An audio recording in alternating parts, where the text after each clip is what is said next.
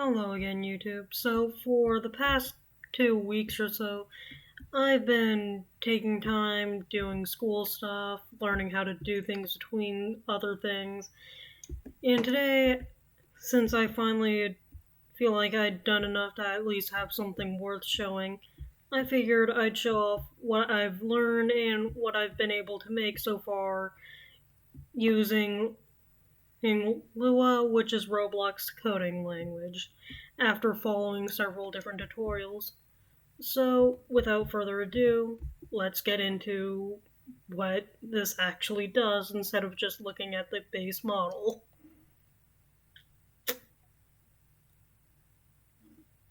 So the first thing I want to direct your attention towards is this thing that is slowly deleting itself.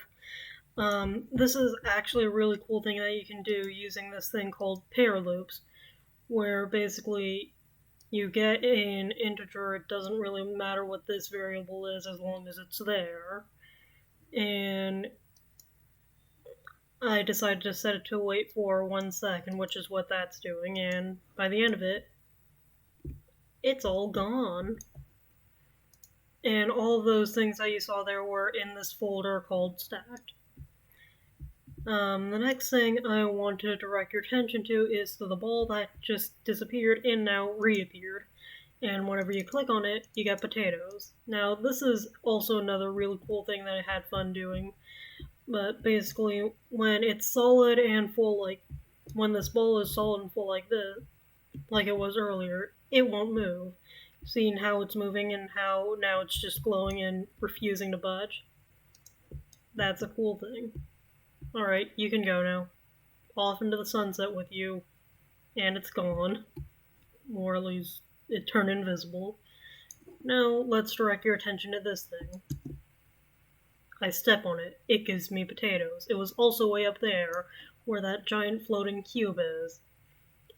For how I spawned that was with this fun thing called instances.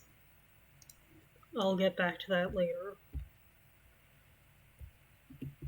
I guess we're going straight to it now, since there's not really much else to talk about, unless you want to talk about the smoking spawn point and that floating brick that I don't even know why I created. So this really cool thing, if you touch it, it is weird. I don't think I'm just going to ignore that. And notice how it's randomly raining everywhere. That's because math randomness. And every time one of these hits these, or I hit it, it does this. Now, if you look over here, you'll notice this brick that's fading back into existence and then disappearing. Well, given how many of these are spawning, which is, I think, 500 before one of them despawns and another one is spawned in to replace it, if you look in here, you'll see that's constantly happening. I'm going to try and wrap this up before my computer decides to die from lag. Another funny thing, scroll all the way down. Oh yeah, every time that ball turns invisible, it says updated. Anyway, let's step into this and see what happens next. Oh yeah, it doesn't like me walking through it.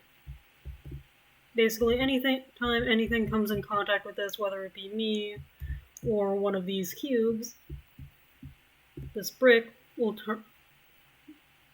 either go back to being invisible, or go back to being fully visible, slowly.